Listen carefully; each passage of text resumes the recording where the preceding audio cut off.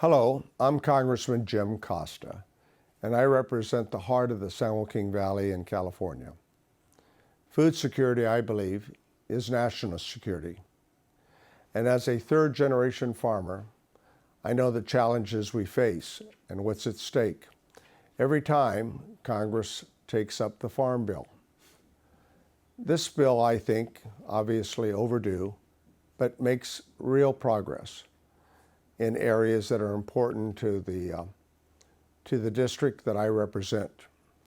There's legislation that helps the dairy industry, referred to as the CALS Act, but it's included to allow us to better manage our waste streams for a cleaner environment. It cuts greenhouse emissions and access up to 90% of the cost share for precision agriculture technology. My dairy nutrition incentive program is also part of the Farm Bill. It helps SNAP recipients afford dairy products while supporting producers. We secured $30 million per year within the Specialty Crop Research Initiative dedicated to specifically mechanization and automation, meaning funding for technology that helps farmers deal with the challenges of labor shortages. We want to keep costs down, we've got to stay competitive if we're going to be able to maintain the #1 agricultural state in the nation, California.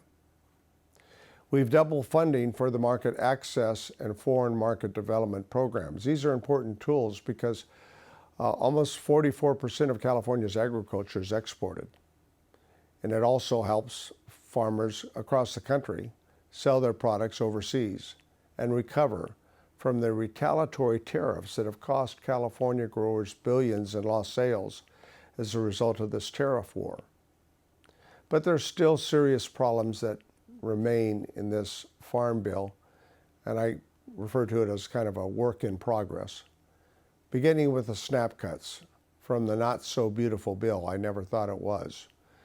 And, you know, sadly, the reductions in funding for people who are food insecure exist. I have voted to restore those cuts 4 times, but unfortunately it's failed. Nearly 30% of the households in my district depend upon food assistance. They're children, seniors, veterans, and it's just unacceptable. We have to find some way to bridge the gap and restore the funding for those who are food insecure. And sadly, that's too many Americans throughout our country. Also, Proposition 12, upheld by the Supreme Court and complied with by farmers in California, who already have invested millions of dollars, still faces a federal preemption in this bill. My amendment to strip this Prop 12 preemption language was not made in order, unfortunately. So that fight isn't over either. This bill is where we are trying to work out our differences between the House and the Senate. While it moves to the Senate, I'm going to do everything I possibly can to deal with these issues that are still outstanding.